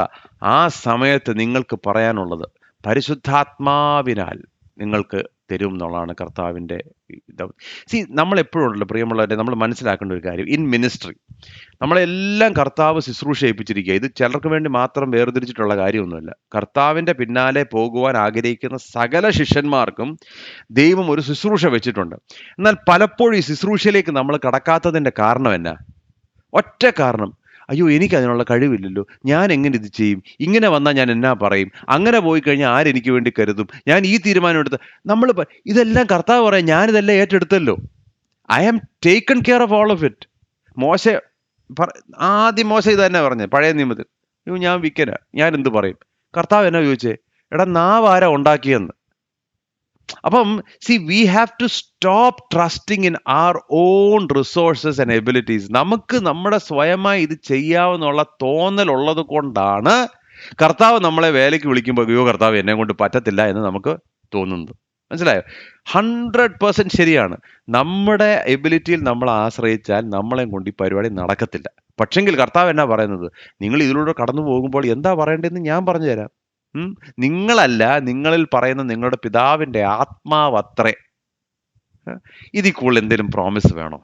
കർത്താവ് പറയാം, നിങ്ങൾ ചെന്ന് അവിടെ ചെന്ന് സുവിശേഷം പറയാം. അയ്യോ കർത്താവ് അവരുടെ അടുക്ക പറയാൻ ഞാൻ എന്ത് യോഗ്യത? കർത്താവ് പറയാം, നിങ്ങൾ പേടിക്കണ്ടെന്ന്. നിങ്ങളിലുള്ള പിതാവിൻ്റെ ആത്മാവ് പറഞ്ഞോളൂ, പക്ഷെ അത് വിശ്വസിക്കണം. അതുകൊണ്ടാണ് നിന്റെ വിശ്വാസത്തിന് അളവ് അനുസരിച്ച് എന്ന് കർത്താവ് കഴിഞ്ഞ അധ്യായത്തിൽ പറഞ്ഞത്. മനസ്സിലായോ? നിനക്ക് നിന്റെ വിശ്വാസം പോലെ നിനക്ക് ഭവിക്കട്ടെ. ആട്ടെ, പിന്നെ മൂന്നാമത്തെ കാര്യം, what is the extent of persecution? Promise of persecution, God's presence in persecution. What is the extent? ഏത് അളവ് വരെ? കർത്താവ് ഏത് അളവ് വരെ? ഇനിയിപ്പോൾ വായിച്ചോണം ഏത് അളവ് വരെയാണ്. 21 മുതൽ 25 വരെയുള്ള വാക്യങ്ങൾ. സഹോദരൻ സഹോദരനെയും, ഇതാണ് പ്രയാസം, സഹോദരൻ സഹോദരനെയും അപ്പൻ മകനെയും മരണത്തിന് ഏൽപ്പിക്കും. അമ്മയപ്പന്മാർക്കെതിരായി മക്കൾ എഴുന്നേറ്റ് അവരെ കൊല്ലിക്കും. എൻ്റെ നാമം നിമിത്തം എല്ലാവരും നിങ്ങളെ പകയ്ക്കും. അവസാനത്തോളം സഹിച്ചു നിൽക്കുന്നവനോ രക്ഷിക്കപ്പെടും. എന്നാൽ ഒരു പട്ടണത്തിൽ നിങ്ങളെ ഉപദ്രവിച്ചാൽ മറ്റൊന്നിലേക്ക് ഓടിപ്പോകുവിൻ. മനുഷ്യപുത്രൻ വരുവോളം നിങ്ങൾ ഇസ്രായേൽ പട്ടണങ്ങളെ സഞ്ചരിച്ച് തീരുകയില്ല എന്ന് ഞാൻ സത്യമായിട്ട് നിങ്ങളോട് പറയുന്നു. ശിഷ്യൻ ഗുരുവിന് മീതെയല്ല, ദാസൻ യജമാനന് മീതെയുമല്ല. ഗുരുവിനെ പോലെ ആകുന്നത് ശിഷ്യന് മതി, യജമാനനെ പോലെ ആകുന്നത് ദാസനും മതി. അവർ വീട്ടുടയവനെ ബേൽസബൂൽ എന്ന് വിളിച്ചുവെങ്കിൽ വീട്ടുകാരെ എത്ര അധികം. അപ്പോൾ കർത്താവ് പറയാണ്, ഏതളവ് വരെ നിങ്ങളെ ബുദ്ധിമുട്ടിക്കുമെന്ന് ഞാനൊന്ന് പറയട്ടെ. 1, സഹോദരൻ സഹോദരനെയും അപ്പൻ മകനെയും മരണത്തെ ഏൽപ്പിച്ചു കൊടുക്കും. സ്വന്തം സഹോദരങ്ങൾ നിങ്ങൾക്ക് പ്രയാസമായി എഴുന്നേൽക്കും. എൻ്റെ നാമത്തിൽ എന്താ പിന്നെ പറയുന്നത്, അമ്മയപ്പന്മാർക്കെതിരായി മക്കൾ എഴുന്നേറ്റ് അവരെ കൊല്ലിക്കും. ഞാൻ എപ്പോഴും ഓർക്കും ഈ സംഭവം നിങ്ങളെ ഒന്ന് കാണിക്കണമെന്ന്. ഞാൻ ഹരിയാനയിൽ 8 9 വർഷങ്ങൾക്ക് മുമ്പ് പോകുമ്പോൾ നമ്മുടെ അമനും സരോജ് എന്ന് പറയുന്ന ഒരു സ്ത്രീയും തൻ്റെ ഭർത്താവും ആ, കർത്താവിനെ അറിഞ്ഞ് നമ്മുടെ അവിടെ യോഗത്തിന് റെഗുലർലി വരും, നമ്മുടെ യമുന നഗറിൽ. അപ്പം അവിടെ ആയിരുന്നപ്പോൾ ആ, ആ സരോജന്റെ മകൻ ഉം, എന്നോട് വന്ന് അമ്മയും ഉണ്ട് അപ്പനും ഉണ്ട് കൂടെ ഉണ്ട്. എന്നിട്ട് നമ്മുടെ അവിടെ തമ്പിച്ചാൻ എന്നോട് അവരുടെ സ്റ്റോറി പറഞ്ഞു. ഈ മകന് ഈ സരോജ് അമ്മയും അപ്പനും, അമ്മ ആദ്യം കർത്താവിനെ അറിഞ്ഞു, പിന്നെ അപ്പൻ കർത്താവിനെ അറിഞ്ഞു. അവര് ഈ ഞായറാഴ്ച ആരാധനയ്ക്ക് വരുമ്പോ ഇവന് ഭയങ്കര ദേഷ്യം. കൊച്ചു പയ്യനാന്ന് ഓർത്തോ, അവൻ സ്കൂളിൽ പഠിക്കുക ആ സമയത്ത്. അവൻ എന്ത് ചെയ്യുന്നറിയോ, അവന് ഈ ടി വി ചാനലുകാരെ എല്ലാം വിളിച്ചുകൊണ്ട് വന്ന് ഈ അപ്പനെയും അമ്മയും എല്ലാം കൂടെ പറഞ്ഞ് ഇവര് എന്നെ ഇത് ചെയ്യുക, ഫോസ്റ്റ് കൺവേർഷൻ ചെയ്യുക എന്ന് പറഞ്ഞ് തെറ്റായ ഒരു സാധനം. അതെന്തുകൊണ്ടും അവർക്ക് പ്രൂവ് ചെയ്യാൻ പറ്റാഞ്ഞത് കൊണ്ട് ആ പ്രശ്നവും ടി വി നമ്മുടെ ഈ പ്രെയർ ഹാളിലൊക്കെ വന്ന് ചാനലുകാരൊക്കെ വന്ന് ഞാൻ പറഞ്ഞ ലോങ് ടൈം ബാക്ക്. എന്നിട്ട് അവർ പോയി. ഒന്നും നടക്കാഞ്ഞ ഇനി മേലാൽ ചർച്ചിൽ പോകരുതെന്ന് പറഞ്ഞു. അമ്മ കേൾക്കാഞ്ഞുകൊണ്ട് അമ്മയുടെ വയറ്റിനിട്ട് നന്നായിട്ട് തൊഴിച്ചു ഈ മകൻ, സ്കൂളിൽ പഠിക്കുന്ന മകൻ. എന്നിട്ട് അമ്മയുടെ വയറെല്ലാം പഴുത്ത് ഭയങ്കര ബുദ്ധിമുട്ടിലേക്കൂടെ. ഒന്ന് ഓർത്ത് വയ്ക്കുക, നമ്മളൊരു അപ്പനോ അമ്മയാണെങ്കിൽ നമ്മുടെ മക്കളെ നമ്മളെ ഒന്ന് തൊടിക്കുന്ന കാര്യം ചിന്തിക്കാൻ പറ്റുമോ? ഒന്ന് ചിന്തിക്കാൻ പറ്റുമോ? എന്നിട്ട് ഇവിടെ എന്താ കർത്താവ് പറഞ്ഞത്? ആ അമ്മയപ്പന്മാർക്കെതിരായി മക്കൾ എഴുന്നേറ്റ് അവരെ കൊല്ലിക്കുമെന്ന്. This is the price of discipleship. കർത്താവിനെ യഥാർത്ഥമായി അനുഗമിക്കാൻ തീരുമാനിച്ചാൽ. പക്ഷെ ഇന്നൊരു കാര്യം പറയട്ടെ, ഇന്ന് മകനും അപ്പനും അമ്മയും എല്ലാം ഒരുമിച്ച് ഞായറാഴ്ച കർത്താവിനെ ആരാധിക്കാൻ വരുന്നുണ്ടെന്നുള്ള കാര്യം കൂടെ ഞാൻ പറയാം. അത് കർത്താവിൻ്റെ വലിയ വേലയാണ്. ഇന്ന് അവർ ഭയങ്കര സ്ട്രോങ്. ഇവിടെ വന്നിട്ടുണ്ടായിരുന്നു നമ്മുടെ ഫാമിലി കോൺഫറൻസിന്, ഫുൾ ഫാമിലി. പക്ഷെങ്കിൽ ഞാൻ പറയാൻ ആഗ്രഹിച്ച കാര്യം ഇതാണ്, കർത്താവിനെ പിൻപറ്റാൻ തീരുമാനിച്ചു കഴിഞ്ഞാൽ ഇങ്ങനെയൊക്കെ ഉള്ളത് ഗ്യാരൻറ്റീഡ് ആണ്. It is extremely difficult. പിന്നെ പറയുന്ന അവസാനത്തോളം പിടിച്ചു നിൽക്കുന്നവരോ. എന്നിട്ട് കർത്താവ് പറയുന്നൊരു കാര്യമുണ്ട്, എന്താണെന്നറിയാമോ? ആ വാക്യം ഇതുവരെ ആർക്കും ഫുള്ളായിട്ട് മനസ്സിലായിട്ടില്ല. അപ്പം അങ്ങനെ ഉപദ്രവം വന്നു കഴിഞ്ഞാൽ കർത്താവ് പറയുകയാണ്, നിങ്ങൾ അടുത്ത പട്ടണത്തിലേക്ക് എന്ന് പറഞ്ഞാൽ മരിക്കാൻ വേണ്ടി നമ്മൾ എങ്ങും പോകേണ്ട കാര്യമില്ലെന്ന്. ഞാൻ പറഞ്ഞ മനസ്സിലായി? ഇപ്പം ഒരു ഉപദ്രവമുണ്ട്, എന്നാൽ പിന്നെ രക്ഷപ്പെടാൻ അവസരം ഉണ്ടെങ്കിൽ രക്ഷപ്പെടാതിരിക്കരുത് എന്നാണ് കർത്താവ് പറഞ്ഞത്. മനസ്സിലായി? അപ്പുറത്തോട്ടൊന്ന് മാറണമെങ്കിൽ മാറിപ്പോകണം, വേറൊരു ദേശത്തേക്ക് മാറണമെങ്കിൽ മാറിപ്പോകണം. അതാണ് പൗലോസിനെ പോലെ തിരിച്ചു പോകേണ്ട അവസരങ്ങൾ വരും, അപ്പോൾ തിരിച്ചു പോകണം. പക്ഷേ എന്നിട്ട് അവിടെ പറയാ, എന്നാൽ ഒരു പട്ടണത്തിൽ നിങ്ങളെ ഉപദ്രവിച്ചാൽ മറ്റൊന്നിലേക്ക് ഓടിപ്പോകുവിൻ. മനുഷ്യപുത്രൻ വരുവോളം നിങ്ങൾ ഇസ്രായേൽ പട്ടണങ്ങളെ സഞ്ചരിച്ച് തീരുകയില്ല എന്ന് ഞാൻ സത്യമായിട്ട് നിങ്ങളോട് പറയുന്നു. അതിൻ്റെ ഉദ്ദേശം എന്തുവാ? അപ്പോൾ ഈ ശിഷ്യന്മാർ ജീവിച്ചിരിക്കുമ്പോൾ തന്നെ കർത്താവ് മടങ്ങി വരുമെന്നാണോ എൻ്റെ അർത്ഥം? അങ്ങനെയാണെങ്കിൽ കർത്താവ് വെറുതെ കള്ളം പറയാറ്. ഇതുവരെ ഏറ്റവും കൺഫ്യൂസിങ് സ്റ്റേറ്റ്മെന്റ്, മത്തായിയുടെ സുവിശേഷത്തിൽ ഏറ്റവും കൺഫ്യൂസിങ് വാക്യം അത്. ഇതുവരെ എനിക്കത് മുഴുവനായിട്ട് മനസ്സിലായില്ല. പക്ഷെങ്കിൽ എനിക്ക് തോന്നുന്നു അതിൻ്റെ അർത്ഥം ഇതാണ്, ഈ കർത്താവ് മടങ്ങി വരുന്നതിന് മുമ്പ് ഈ പെർസിക്യൂഷൻ തീരത്തില്ല എന്നൊരർത്ഥമായിരിക്കും എന്നാണ് എനിക്ക് അതിനകത്തുനിന്ന് മനസ്സിലാകുന്നത്. മനസ്സിലായോ? എന്ന് പറഞ്ഞാൽ നിങ്ങൾ ഒരു സ്ഥലത്തുനിന്ന് ഓടി അടുത്ത സ്ഥലത്തിലേക്ക് ഓടി മറ്റേ സ്ഥലത്തിലേക്ക് ഓടി, അങ്ങനെ ഓടി തീരത്തില്ല എന്നുള്ളതാണ് അതിൻ്റെ അർത്ഥമെന്നാണ് ഒരുപക്ഷെ ഞാൻ മനസ്സിലാക്കും. പക്ഷെ പല വേദ ഉണ്ടല്ലോ പണ്ഡിതന്മാരും ഇതിനെ പല തരത്തിലാണ് വ്യാഖ്യാനിച്ചിരിക്കുന്നത്. എനിക്കത് ഇപ്പോഴും ഫുള്ളി മനസ്സിലായിട്ടില്ല. പക്ഷെ ഇങ്ങനെ ആയിരിക്കും ഒരു പക്ഷെങ്കിൽ അതിൻ്റെ അർത്ഥം. എന്നിട്ട് പറയാണ്, ശിഷ്യൻ ഗുരുവിന് മീതെയല്ല, ദാസൻ യജമാനന് മീതെയുമല്ല. ഗുരുവിനെ പോലെ ആകുന്നത് ശിഷ്യനും മതി, യജമാനനെ പോലെ ആകുന്ന ദാസനും മതി. അവർ വീട്ടുടയവനെ ബേൽസുൽബൂൽ എന്ന് വിളിച്ചുവെങ്കിൽ വീട്ടുകാരെ എത്ര അധികം. പ്രിയമുള്ളവരെ, നമ്മുടെ കർത്താവിനെ എന്താ ചെയ്ത്? അവൻ്റെ മുഖത്ത് തുപ്പി, അവൻ്റെ വസ്ത്രം കീറി, അവൻ്റെ ചെകിടത്ത് അടിച്ചു, അവനെ ബേൽസബൂൽ എന്ന് വിളിച്ചു, അവനെ നിന്ദിച്ചു. ആരെയാ നിന്ദിച്ചതെന്നറിയോ? ആരെയാ നിന്ദിച്ചേ? മഹത്വത്തിൻ്റെ പ്രഭുവെ അവർ നിന്ദിച്ചത്. ഒന്ന് ചിന്തിക്കാൻ പറ്റുമോ? ഇപ്പൊ എന്നെ നിങ്ങളെയൊക്കെ നിന്ദിച്ച് നമ്മൾ എന്നാലും എന്നോടത് അവൻ പറയാൻ പാടില്ലായിരുന്നു. നമ്മളാരാ? നമ്മൾ അവനെ പോലെ ഒരാളല്ലേ? നമ്മൾ അവനെ പോലെ ഒരാൾ, അത്രേ ഉള്ളൂ. നമ്മൾ വലിയൊന്നുമല്ല. എന്നാലും നമ്മളോടത് ചെയ്യാൻ പാടില്ല. നമ്മൾ ആരോടാ ചെയ്തത്? മഹത്വത്തിന്റെ പ്രഭു, സകലത്തിനെയും ഉളവാക്കിയവൻ, അവനെയാണ് നമ്മൾ ചെകിടത്തിന് അടിച്ചത്. റോമാക്കാരൻ അവനെ ക്രൂശിൽ കയറ്റിയെന്ന് പറഞ്ഞാലും ചുരുക്കത്തിൽ പറഞ്ഞാൽ എൻ്റെ ബാബുവും നിങ്ങളുടെ ബാബുവുമാണ് അവനെ കുരിശിൽ കയറ്റിയത്. അപ്പോൾ കർത്താവ് പറയാണ്, ദാസൻ യജമാനനേക്കാൾ വലുതല്ല, എനിക്കിതാ കിട്ടിയതെങ്കിൽ നിങ്ങൾ കൂടുതൽ എക്സ്പെക്ട് ചെയ്യണ്ട. എന്നാൽ ഇന്നത്തെ ക്രിസ്ത്യാനിറ്റി നമ്മളെ പഠിപ്പിക്കുന്ന ചില കാര്യങ്ങൾ എന്താണെന്നറിയാമോ? കർത്താവ് അത് ചെയ്തുകൊണ്ട് നമ്മൾ കർത്താവിനെക്കാട്ടിലും ഗ്ലാമറായിട്ട് നടക്കുമെന്നുള്ള മട്ടിലാണ് ഇന്നത്തെ ക്രിസ്ത്യാനിറ്റി നമ്മളെ പല കാര്യങ്ങളും പഠിപ്പിക്കുന്നത്. ശരിയായിട്ടുള്ള പഠിപ്പീരല്ല. ഒരു പാട്ട് ഇപ്രകാരം പാടുന്നുണ്ട്. ഇങ്ങനെ ആ ചരണം ഇങ്ങനെയാണ്: നാഥനെ മുൾമുടി ചൂടിയ ലോകമേ, നീ തരും പേരെനിക്ക് എന്തിനാ? നാഥനെ മുൾമുടി ചൂടിയ ലോകമേ, നീ തരും പേരെനിക്ക് എന്തിനാ എന്ന് പറഞ്ഞാൽ പാട്ടുകാരൻ പറയാൻ ആഗ്രഹിച്ചത്, എൻ്റെ ഗുരുവിനെ നിങ്ങൾ കൊന്നു, എൻ്റെ ഗുരുവിനെ നിങ്ങൾ അടിച്ചു, എൻ്റെ ഗുരുവിനെ നിങ്ങൾ നിന്ദിച്ചു, ഇന്നും യേശുവിൻ്റെ നാമത്തെ അപമാനിക്കുന്ന എത്രയോ പേരാ.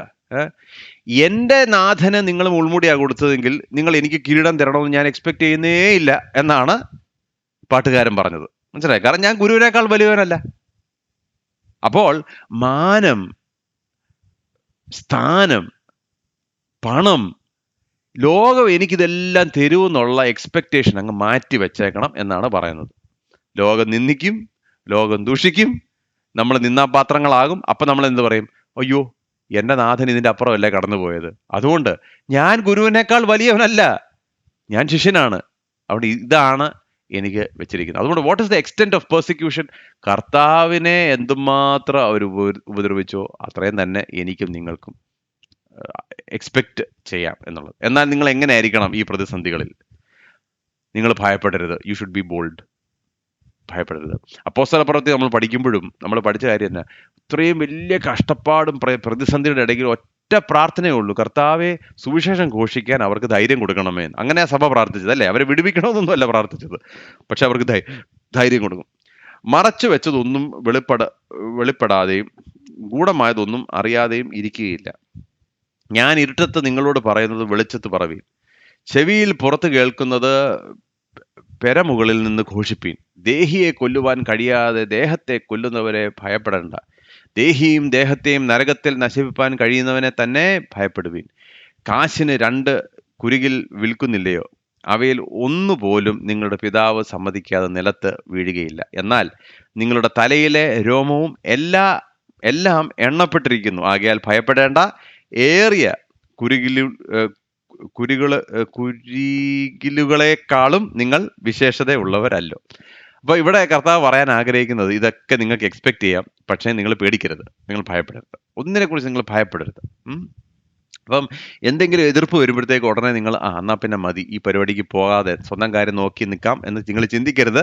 നിങ്ങൾ മുന്നോട്ട് തന്നെ അതെന്തുകൊണ്ട് നമുക്ക് ധൈര്യമായിട്ട് മുന്നോട്ട് പോകാം? ഒന്ന്, എന്തൊക്കെ മറയപ്പെട്ടിരിക്കുന്നു അതെല്ലാം വെളിച്ചത്ത് വരും. ചിലപ്പോഴൊക്കെ ഞങ്ങൾ ഈ മിഷനുമായിട്ട് ബന്ധപ്പെട്ട് എൻ്റെ പിതാവിൻ്റെ അടുക്ക് ഞാൻ പോകുമ്പോൾ എൻ്റെ ഫാദർ എപ്പോഴും പറയും, ഈ ചിലപ്പോൾ അധികാരത്തിലുള്ളവരും നമ്മളെ ഒരുപാട് പ്രയാസപ്പെടുത്തും. അപ്പോൾ പറയും, ഇവന്മാരുടെ പല പദ്ധതികളും നമുക്കറിയാഞ്ഞിട്ടല്ല, നമുക്കറിയാം, പക്ഷെ നമുക്കൊന്നും ചെയ്യാൻ പറ്റുന്നില്ല, നമ്മൾ നിസ്സഹായര. അപ്പോൾ നമ്മളെങ്ങനെ ആശ്വസിക്കും?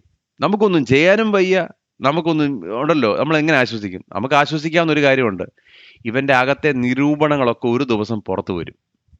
ഒന്നുകിൽ കർത്താവ് വരുന്നതിന് മുമ്പ്, തീർച്ചയായിട്ടും കർത്താവ് വന്നു കഴിയുമ്പോൾ. കാരണം എന്നാ?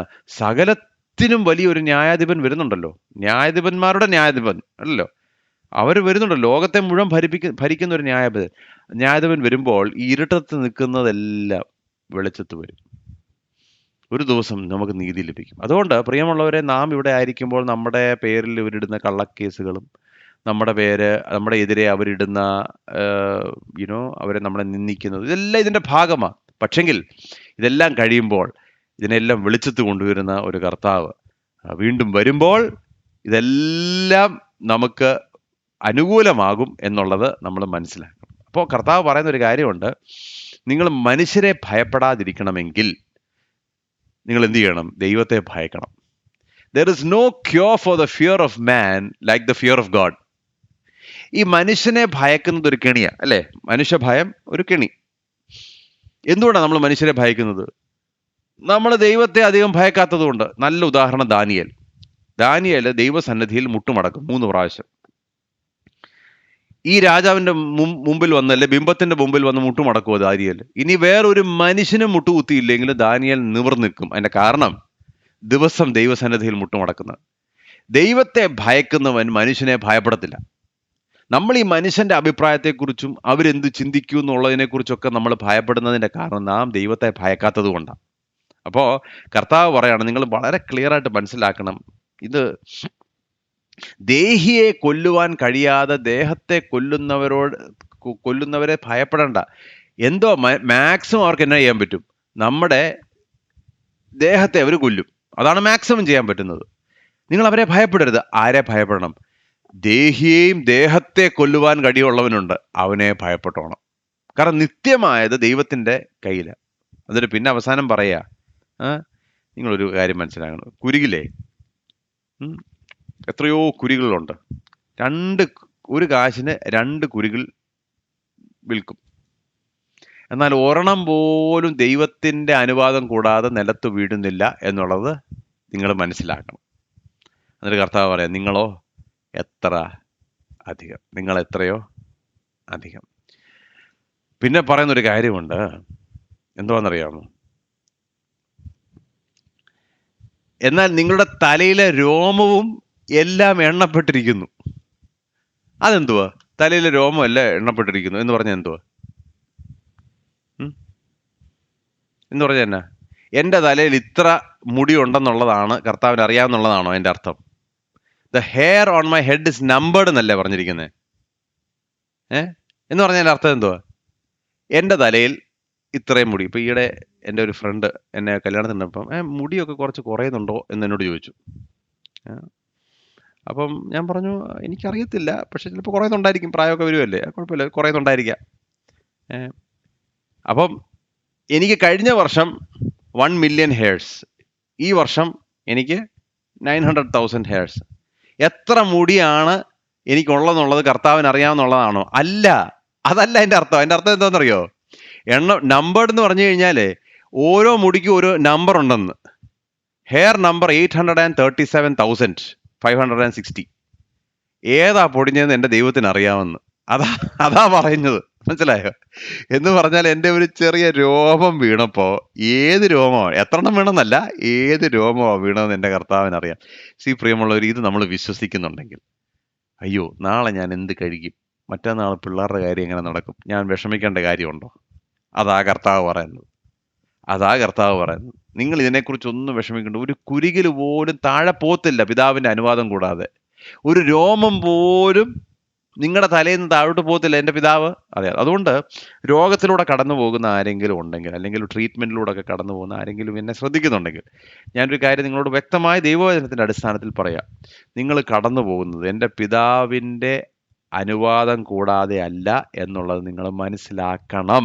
You should know that God knows what you are going through. Exactly. പിന്നെ എൻ്റെ ആയുസിന്റെ ഒരു ദിവസം കൂട്ടുവോ കുറയ്ക്കുവാനോ ലോകത്തിൽ ഒരു മനുഷ്യർക്കും ദൈവം അനുവാദം കൊടുത്തിട്ടില്ല, പിശാചിനും കൊടുത്തിട്ടില്ല. ഞാൻ എത്ര നാൾ ജീവിക്കും, ഞാൻ എത്ര നാള് എങ്ങനെ ജീവിക്കും, എന്ന് മരിക്കും, എല്ലാം കർത്താവിനറിയാം. അതുകൊണ്ട് അതിനോടൊരു ദിവസം കൂട്ടുവാൻ എനിക്കും കഴിയത്തില്ല, കുറയ്ക്കാൻ വേറൊരാൾക്ക് സാധിക്കത്തുമില്ല. അതുകൊണ്ട് ഞാൻ അതിനെക്കുറിച്ച് ഭാരപ്പെടേണ്ട കാര്യമില്ല. So I need to be bold. പിന്നെ ഇങ്ങനത്തെ പ്രതിസന്ധികൾ വരുമ്പോൾ എൻ്റെ മനോഭാവം എന്തായിരിക്കണം? What should be the right attitude? മനുഷ്യരുടെ മുമ്പിൽ എന്നെ ഏറ്റുപറയുന്ന ഏവനെയും സ്വർഗസ്ഥനായ എൻ്റെ പിതാവിന് മുമ്പിൽ ഞാനും ഏറ്റുപറയും. മനുഷ്യരുടെ മുമ്പിൽ എന്നെ തള്ളിപ്പറയുന്നവനെയോ എൻ്റെ പിതാവിൻ്റെ മുമ്പിൽ ഞാനും തള്ളിപ്പറയും. ഞാൻ ഭൂമിയിൽ സമാധാനം വരുത്തുവാൻ വന്നു എന്ന് നിരൂപിക്കുക. അപ്പൊ ഒന്നാമത് പറയുന്നത്, I should not be ashamed of Christ in public. കർത്താവിനെ കുറിച്ച് ഞാൻ യാതൊരു കാരണവശാലും ഞാൻ മടി കൂടാൻ, ഒരു കാരണവശാലും ഞാൻ അവനെ ഏറ്റുപറയാൻ മടി കാണിക്കാൻ പാടില്ല. മനസ്സിലായോ? കർത്താവിനെ ഏറ്റുപറയാൻ. Who are you? ഞാൻ യേശു ക്രിസ്തുവിന്റെ ശിഷ്യനാണ്. പറയാൻ മടി കാണിക്കരുത്. ഓഫീസിൽ പറയാൻ മടി കാണിക്കരുത്, സ്കൂളിൽ പറയാൻ മടി കാണിക്കരുത്, ക്യാമ്പസിൽ പറയാൻ മടി കാണിക്കരുത്, വീട്ടിൽ പറയാൻ മടി കാണിക്കരുത്, യാതൊരു കാരണവശാലും. ഞാൻ എപ്പോഴും, ഞങ്ങൾ ഏതെങ്കിലും റെസ്റ്റോറൻറ്റിൽ പോയാലേ ഇങ്ങനെ ആളുകൾ ഇങ്ങനെ ഭയങ്കരമായിട്ട് കിടന്ന് ശബ്ദം ഉണ്ടാക്കുന്നതാണ്. അത് പറയുന്നു, ആ ആൾ ഒരാളെ കളിയാക്കുന്നു, മറ്റേ ആൾ പാട്ടിൻ്റെ കാര്യം പറയുന്നു, മറ്റേ ആൾ സിനിമയുടെ കാര്യം പറയുന്നു, ഭയങ്കര ബഹളങ്ങളൊക്കെ. മേശപ്പുറത്തിരിക്കുമ്പോൾ ഞങ്ങളെല്ലാം കൂടെ തല അങ്ങോട്ട് കുനിച്ച് പ്രാർത്ഥിക്കുമ്പോൾ ഉണ്ടല്ലോ, പെട്ടെന്ന് എല്ലാവരോടും നോക്കൂ, ഇവരെന്തോ ഈ കാണിക്കുന്നതെന്ന്. മനസ്സിലായി? നമ്മളെന്തോ പറയുന്നത്? നമ്മൾ പറയാൻ ഒറ്റ ആഗ്രഹമുള്ളൂ, നമ്മൾ കർത്താവിൻ്റെ ശിഷ്യരാ, അത് ലോകം അറിയണം, നമ്മുടെ സാക്ഷ്യമാണത്. So we will pray in public, we will confess in public. നമ്മളെല്ലാവരും, നമ്മൾ സീക്രട്ട് ക്രിസ്ത്യൻസ് അല്ല, സീക്രട്ട് ക്രിസ്ത്യൻസ് അല്ല. എല്ലാവരും ഇരിക്കും, നമ്മൾ വേദപുസ്തകമൊക്കെ പിടിച്ചുകൊണ്ട് നമ്മൾ റോഡിൽ കൂടെ പോകും, നമുക്കതൊന്നും വിഷയമല്ല. നമുക്ക് യാതൊരു, കർത്താവിനെ നമുക്ക് ഉയർത്താൻ കിട്ടുന്ന ഏത് അവസരവും നമ്മൾ ഈ മടി കാണിക്കത്തില്ല. അതിന്റെ കാരണം എന്നാ? കർത്താവ് പറഞ്ഞു, മനുഷ്യരുടെ മുമ്പിൽ എന്നെ പറയുന്ന ഏവനെയും സ്വർഗസ്ഥനായി എൻ്റെ പിതാവിൻ്റെ മുമ്പിൽ ഞാനും ഏറ്റുപറയും. ഞാൻ എപ്പോഴും ചിന്തിക്കുന്നൊരു കാര്യമുണ്ട്, ഏറ്റവും കൂടുതൽ ഞാൻ ചിന്തിക്കുന്നൊരു കാര്യമുണ്ട്. പലപ്പോഴും ഒക്കെ നമ്മൾ കർത്താവിന് വേണ്ടി നിൽക്കുമ്പോഴേ, ചിലപ്പോൾ വളരെ സട്ടിലായിട്ടായിരിക്കും നമ്മൾ നിൽക്കുമ്പം, പലപ്പോഴും നമ്മൾ തനിയെ, നമ്മുടെ കൂടെ നിൽക്കാനൊന്നും, ഞാൻ പറയുന്നത് even in the church community, അല്ലേ, ഈവൻ ചേർച്ച് കമ്മ്യൂണിറ്റി പോലും കർത്താവിന് വേണ്ടി ഒരു ലജ്ജിക്കാത്ത സാക്ഷിയായി നിൽക്കുക എന്നൊക്കെ പറഞ്ഞാൽ അത്ര എളുപ്പമുള്ള കാര്യമാണെന്ന് എനിക്ക് തോന്നുന്നില്ല പലപ്പോഴും. പക്ഷേ നമുക്കുള്ള മോട്ടിവേഷൻ എന്നാ? മോട്ടിവേഷൻ ഇത്രയേ ഉള്ളൂ, നമ്മൾ കർത്താവിനെ കുറിച്ച് ലജ്ജിക്കാതെ അങ്ങോട്ട് നിന്നിട്ട് ഒരു ദിവസം കർത്താവ് ദൂതന്മാരുടെ മുമ്പിലും പിതാവിൻ്റെ മുമ്പിലും ലോകത്തിൻ്റെ മുമ്പിലെല്ലാം കൂടെ എൻ്റെ പേര് ഒന്ന് പറഞ്ഞാൽ പോരെ? ഒന്ന് പറയണം, അല്ലേ? അയ്യോ, എൻ്റെ പ്രിയമുള്ളവരെ, നമ്മൾ കടന്നു പോയ സകല നിന്ദകളും ആ ഒരു സെക്കൻഡിൽ മാഞ്ഞു പോകുന്ന ഞാൻ വിശ്വസിക്കുന്നത്. ഒറ്റ നിമിഷം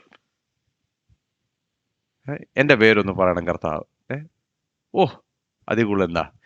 ചിലപ്പോൾ നമ്മൾ ഈ വലിയ കൂട്ടത്തിലൊക്കെ ഇരിക്കുമ്പോഴേ, ഈ പ്രധാനപ്പെട്ട ആളുകളൊക്കെ വരുമ്പോഴേ, അവർ പെട്ടെന്ന് നമ്മുടെ പേരൊക്കെ അങ്ങോട്ട് വിളിക്കുമ്പോഴേ നമുക്ക് ഭയങ്കര ഒരു ഉന്മേഷമാണ്. ഏതാ ഇതൊന്ന് നോക്കിയേ, സകല ജീവജാലങ്ങളുടെ ഇടയിൽ യേശു തമ്പുരാൻ നമ്മുടെ പേര് ഒന്ന് വിളിച്ചാൽ, അതുകൊണ്ട് അവനെ സാക്ഷിക്കാൻ ലജ്ജിക്കരുത്, യാതൊരു കാരണവശാലും സാക്ഷിക്കാൻ ലജ്ജിക്കരുത്. We should be proud that we are a follower of Jesus. പിന്നെ കർത്താവ് പറയുന്നൊരു കാര്യമുണ്ട്, നിങ്ങളൊരു കാര്യം മനസ്സിലാക്കണം. എല്ലാവരും പറയും സമാധാനം സമാധാനം സമാധാനം. കർത്താവ് സമാധാന പ്രഭുവാണ്, ഇല്ലെന്നൊന്നും ഞാൻ പറയുന്നില്ല. പക്ഷെങ്കിൽ ഓർത്തോണം, അവൻ ഭൂമിയിൽ വന്നത് എന്തിനു വേണ്ടിയാ? സമാധാനമല്ല, വാളത്രേ വരുത്തുവാൻ ഞാൻ വന്നത്. അപ്പോൾ കർത്താവിനെ അനുഗമിക്കാൻ തീരുമാനിച്ചാൽ കർത്താവ് സമാധാനം തരും, ഇല്ലെന്നല്ല. പക്ഷെങ്കിൽ അപ്പനും മക്കളും തമ്മിൽ പ്രയാസം, ഭാര്യയും ഭർത്താവും തമ്മിൽ പ്രയാസം, കുടുംബക്കാർ തമ്മിൽ വിഷയം, നാട്ടുകാർ തമ്മിൽ വിഷയം. അതിൻ്റെ കാരണം എന്നാ? കർത്താവ് സമാധാനം തരുന്നവനല്ലയോ? തീർച്ചയായിട്ടും. പിന്നെ നമ്മുടെ മണ്ടത്തരവും നമ്മുടെ ഈഗോ കാരണവും നമ്മുടെ സെൽഫിഷ്നെസ് കാരണം സമാധാനം നഷ്ടപ്പെട്ടിട്ട് കർത്താവിന് വേണ്ടിയാണെന്ന് ആരും പറയരുത്, അതല്ല ഇവിടെ പറയുന്നത്. പക്ഷെങ്കിൽ ചിലപ്പോൾ യേശുവിനെ പിൻപറ്റാൻ തീരുമാനിച്ച് കഴിയുമ്പോൾ നമ്മളെ മാറ്റി നിർത്തുന്ന അനുഭവം പല സ്ഥലങ്ങളിൽ നമ്മൾ കണ്ടിട്ടുണ്ട്. ഇപ്പം ഞാൻ പറഞ്ഞു, നമ്മുടെ ബൈബിൾ സ്റ്റഡി വരുന്ന ഒരു പ്രിയ അങ്കിളുണ്ട്. അങ്കിൾ എന്നോട് പറഞ്ഞു, മോനെ, കർത്താവിനെ അറിയുന്നതിന് മുമ്പ് യാതൊരു പ്രയാസവുമില്ലായിരുന്നു. ആ അങ്കിളുടെ നീസ് എന്നോട് പറഞ്ഞൊരു കാര്യമുണ്ട്. നീസും കർത്താവിനെ അറിഞ്ഞു. അപ്പം എന്നോട് പറഞ്ഞു, ഞങ്ങൾ കർത്താവിനെ അറിയുന്നത് വരെ ഒരു കുഴപ്പമില്ലായിരുന്നു. ഞങ്ങൾക്ക് ഫാമിലി ഗ്യാതറിങ്സിന് എല്ലാവരും വരും, എല്ലാവരും കുറേ തമാശ അടിക്കും, എല്ലാവരും കുറേ കുടിക്കുകയും കഴിക്കുകയും ഒക്കെ ചെയ്യും, ഒരു പ്രശ്നവുമില്ല. കർത്താവിനെ അറിഞ്ഞു കഴിഞ്ഞപ്പോൾ ഇപ്പം എല്ലാം പ്രശ്നമാണ്. കാരണം എന്നാ? അന്ന് തമാശ പറഞ്ഞുകൊണ്ടിരിക്കുന്ന കാര്യത്തിന് ഇന്ന് നമുക്ക് ചിരിക്കാൻ പറ്റുന്നില്ല, അല്ലേ?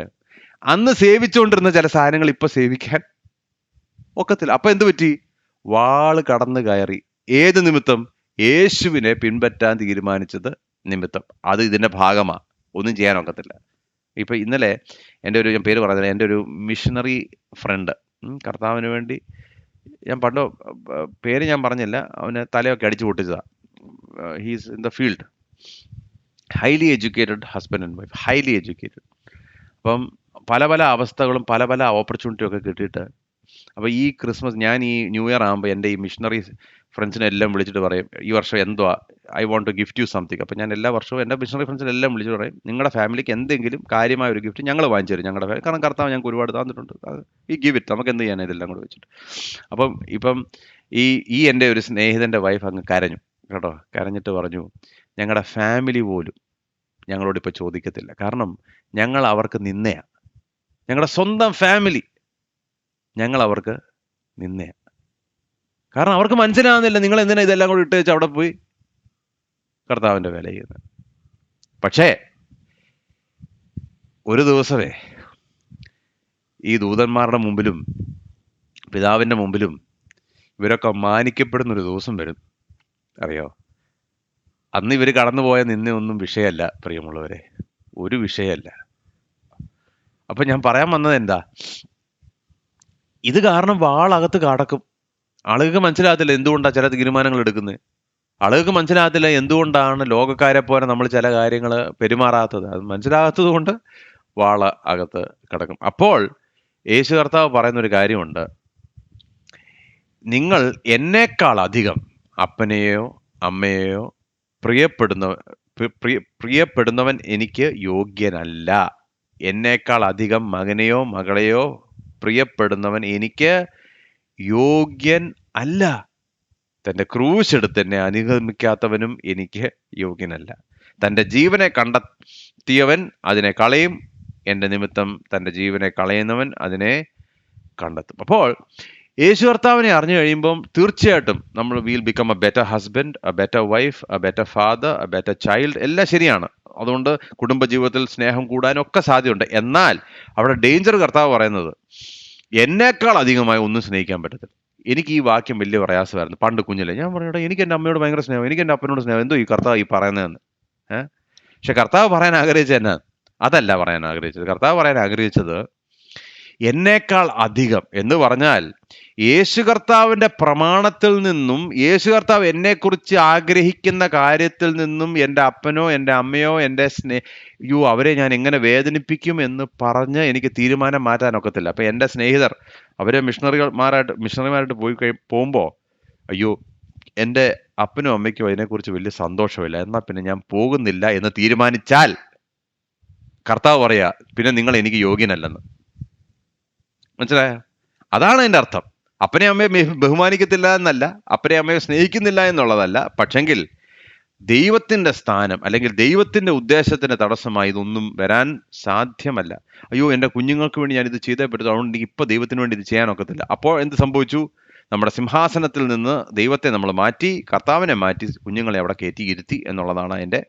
അപ്പൊ സെക്കൻഡ് ബെസ്റ്റ് ഇഷ്യൂ വരും എന്നുള്ളതാണ്. പിന്നെ അവസാനം എന്തോ പറയുന്നത്, 40 തൊട്ട് 42 വരെ എന്താണ് ദ റിവാർഡ് ഇൻ പെർസിക്യൂഷൻ. നിങ്ങൾ ഇതിലൂടെ ഒക്കെ കടന്നു പോകുമ്പോൾ പ്രിയമുള്ളവരെ, ഇതിനകത്ത് ഒരു പ്രതിഫലമുണ്ട്. മാത്യു 10:40-42, നിങ്ങളെ കൈക്കൊള്ളുന്നവൻ എന്നെ കൈക്കൊള്ളുന്നു, എന്നെ കൈക്കൊള്ളുന്നവൻ എന്നെ അയച്ചവനെ കൈക്കൊള്ളുന്നു. പ്രവാചകൻ എന്ന് വെച്ച് പ്രവാചകനെ കൈക്കൊള്ളുന്നവന് പ്രവാചകന്റെ പ്രതിഫലം ലഭിക്കും. നീതിമാൻ എന്ന് വെച്ച് നീതിമാനെ കൈക്കൊള്ളുന്നവന് നീതിമാന്റെ പ്രതിഫലം ലഭിക്കും. ശിഷ്യൻ എന്ന് വെച്ച് ഈ ചെറിയവരിൽ ഒരുത്തന് ഒരു പാനപാത്രം തണ്ണീര് മാത്രം കുടിപ്പാൻ കൊടുക്കുന്നവന് പ്രതിഫലം കിട്ടാതെ പോകുകയില്ല എന്ന് ഞാൻ സത്യമായിട്ട് നിങ്ങളോട് പറയുന്നു. അപ്പോൾ പ്രിയമുള്ളവരെ, ഈ ദൈവത്തിന്റെ മക്കളെ മാനിച്ചാൽ ദൈവം നമ്മളെ മാനിക്കും. മനസ്സിലായോ? അത് ഒരു വാസ്തവമാണ്. അതൊരു വാസ്തവമാണ്. കാരണം കർത്താവ് പറയാ, നിങ്ങളെ അവര് സ്വീകരിച്ചാൽ എന്നെ സ്വീകരിച്ച പോലെ, നിങ്ങളെ കൈക്കൊണ്ടാൽ എന്നെ കൈക്കൊണ്ടു. അതുകൊണ്ട് അങ്ങനെ കൈക്കൊള്ളുന്നവന് ഈ പ്രവാചകന്റെയും നീതിമാന്റെയും പ്രതിഫലം അവർക്ക് കിട്ടും എന്നാ പറഞ്ഞത്. എന്ന് പറഞ്ഞാൽ ഒരു ഗ്ലാസ് വെള്ളം കൊടുത്താൽ അതിന് പ്രതിഫലം കിട്ടുമെന്നാ പറഞ്ഞത്. മനസ്സിലായോ? അതാണ് അവിടെ പറയുന്നത്. So there is always A reward. ഇതിനെല്ലാം പ്രതിഫലമുണ്ട്. കർത്താവിന് വേണ്ടി നിന്ന സഹിക്കുന്നതിൽ പ്രതിഫലം, നിന്ന് സഹിച്ചവരെ നമ്മൾ സ്വീകരിക്കുമ്പോൾ അതിന് പ്രതിഫലം, അവരെ നമ്മൾ ടേക്ക് കെയർ ചെയ്യുമ്പോൾ അതിന് പ്രതിഫലം, അവർക്കൊരു ഗ്ലാസ് വെള്ളം കൊടുത്താൽ പ്രതിഫലം, അവരെ ഒന്ന് എൻകറേജ് ചെയ്താൽ പ്രതിഫലം. അതുകൊണ്ട് ഒരു കാര്യം ഞാൻ പറയാം, കർത്താവിന് വേണ്ടി ഒരു ചെറിയ വിരൽ അനക്കിയിട്ടുണ്ടെങ്കിൽ പുസ്തകത്തിൽ അവിടെ എഴുതി വെക്കും, ഇന്ന കാര്യം ചെയ്തിട്ടുണ്ട്. കർത്താവ് മറക്കത്തില്ല. നിങ്ങൾ മറന്നു പോവും, കർത്താവ് മറക്കത്തില്ല. ഇന്നലെ ഞാൻ ഡോക്ടറിനെ കാണാൻ പോയപ്പോൾ നമുക്ക് പരിചയമുള്ള ഡോക്ടർ, പുള്ളി എന്നെ കണ്ടോണ്ടേ ഇങ്ങനെ 1999 ഇന്ന സാധനം സംഭവിച്ചു എന്നോടൊക്കെ പറയുക കേട്ടോ. ചെറിയ അന്ന് ഇവിടെ വന്നപ്പോൾ അത് എനിക്കൊരു ഓർമ്മയില്ല. അപ്പം ഞാനും സാറേ ഇങ്ങനെ അടുത്തിരുന്നിട്ട് ഇദ്ദേഹം എന്തോ പറയുന്നത് എത്തും പിടിയും കിട്ടുന്നില്ല. അപ്പം അത് കഴിഞ്ഞിട്ട് അദ്ദേഹം എന്നോട് പല കാര്യങ്ങളും പറഞ്ഞു, ഒന്നും ഞാൻ ശ്രദ്ധിച്ചില്ല. കാരണം പുള്ളി എന്നോട് പറഞ്ഞ കാര്യം ഞാനിങ്ങനെ ഓർക്കാൻ ശ്രമിക്കുക. അപ്പോൾ പുള്ളി പറയാം, ഞാൻ ഒരു കാര്യവും മറക്കത്തില്ല, ഞാൻ എല്ലാം നോട്ട് ചെയ്ത് വെക്കുമെന്ന് പുള്ളി എന്നോട് പറഞ്ഞു. നല്ല കാര്യമാണോ എന്ന് എനിക്ക് അറിഞ്ഞുകൂടാ, പക്ഷേ എനിക്കൊട്ടും ഓർമ്മയില്ല. അങ്ങനെയൊക്കെ നോക്കും, എനിക്ക് ദൈവവചനം അല്ലാതെ എനിക്കൊന്നും ഓർമ്മ നിൽക്കത്തില്ല. അപ്പോൾ ഞാൻ എന്നോട് തന്നെ ചിന്തിക്കുക, ഈ മനുഷ്യൻ ഇതെല്ലാം ഓർത്ത് മനസ്സിൽ കുറിച്ച് വെച്ചിട്ടുണ്ടെങ്കിൽ എൻ്റെ തമ്പുരാന് വേണ്ടി നിന്നതും, തമ്പുരാന് വേണ്ടി സഹിച്ചതും, തമ്പുരാന് വേണ്ടി സാക്ഷിച്ചതും, തമ്പുരാന് വേണ്ടി പോയതും മറക്കുവോ? ഒരു കാര്യം പോലും മറക്കത്തില്ല. ഒറ്റ കാര്യം പോലും മറക്കത്തില്ല. സകലതും അവനവിടെ കണക്ക് സൂക്ഷിച്ചു വെച്ചിട്ടുണ്ട്. അതുകൊണ്ട് നമ്മൾ ഇതിലൂടെ ഒക്കെ കടന്നു പോകുമ്പോൾ ചെന്നായ്ക്കൾ നടുവിൽ കുഞ്ഞാടുകളാണ്. ഒറ്റ കാര്യം ഓർത്തോണം, നമുക്ക് നല്ലൊരു ഇടയനുണ്ട്. ഇടയന്റെ കയ്യിൽ ഒരു പ്രതിഫലമുണ്ട്. അതുകൊണ്ട് ധൈര്യമായിട്ട് നമുക്ക് മുന്നേറാം. യാതൊരു കാര്യം കർത്താവ് പിന്നെയും പറയാം, ഭയപ്പെടരുത്. പഴയ നിയമത്തിൽ യോശുവയോട് ഇത് തന്നെ പറഞ്ഞു, ഭയപ്പെടരുത്. ഒന്നിനെ കുറിച്ച് നിങ്ങൾ ഭയപ്പെടരുത്. നിങ്ങളുടെ കാര്യം ഞാൻ ഏറ്റു. കുരുകിൽ പക്ഷിയെക്കാട്ടിലും നിങ്ങളുടെ തലയിലെ ഓരോ രോമത്തിന്റെ കാര്യം ഞാൻ ഏറ്റു. നിങ്ങൾ എന്ത് ചെയ്യും, എങ്ങനെ ചെയ്യും എന്നൊന്നും വിചാരപ്പെടരുത്. I will take control. അതുകൊണ്ട് പ്രിയമുള്ളവരെ, നമ്മൾ ഈ വരുന്ന കാലങ്ങളിൽ നമ്മൾ ചിലപ്പോൾ നമ്മുടെ ജോലിയുമായി ബന്ധപ്പെട്ട് നമ്മൾ ഓരോ സ്ഥലങ്ങളിലായിരിക്കാം. ഒരു കാര്യം മറക്കരുത്, നമ്മൾ ചെന്നായ്ക്കട നടുവിൽ കുഞ്ഞാടുകളാണ്. പക്ഷെ എന്ത് ചെയ്യണം? The sheep is the safest when they are closest to the shepherd. അല്ലേ? ഇടയനോട് നാം എത്രമാത്രം ചേർന്ന് നിൽക്കുന്നോ അവിടാണ് നമ്മുടെ ഭദ്രത. അത് മാത്രം മറക്കരുത്. അങ്ങനെ നമ്മൾ മറക്കാതെ നിന്നു കഴിഞ്ഞാൽ ദൈവം ആഗ്രഹിക്കുന്നത് പോലെ ഈ കാലഘട്ടത്തിലും കർത്താവിന് വേണ്ടി ശുശ്രൂഷകന്മാരായി അങ്ങേ അറ്റത്തോളം പോകുവാൻ ദൈവം നമ്മളെ ഓരോരുത്തരെയും സഹായിക്കും. ആ ദൗത്യം നമുക്ക് ഏറ്റെടുക്കണം പ്രിയമുള്ളവരെ. ഇത് ചിലർക്കുള്ളത് മാത്രമല്ല, നമുക്ക് എല്ലാവർക്കും ഉള്ള ദൗത്യമാണ്. നമുക്ക് കണ്ണുകളെ അടച്ച് പ്രാർത്ഥിക്കാം. കർത്താവെ, ഇന്നും അടിയങ്ങളോട് സംസാരിച്ചതിനായിട്ട് സ്തോത്രം. ഞങ്ങൾക്ക് നല്ലൊരു ഉണ്ടല്ലോ. അതുകൊണ്ട് ഞങ്ങൾ ഒന്നിലും ഭയപ്പെടാതെ ധൈര്യത്തോടെ മുന്നേറുവാൻ ഞങ്ങൾ ആഗ്രഹിക്കുന്ന കർത്താവെ, ഇന്ന് ഞങ്ങൾ നിന്റെ സന്നിധിയിലേക്ക് ഞങ്ങൾ നോക്കുമ്പോൾ ഭാരത്താൽ ഇവിടെ ഇരിക്കുന്ന ആരെങ്കിലും ഉണ്ടെങ്കിൽ കർത്താവെ, ആ ഭാരം അവരുടെ ഹൃദയത്തിൽ നിന്ന് അങ്ങ് അകറ്റണമേ എന്ന് പ്രാർത്ഥിക്കുന്നു.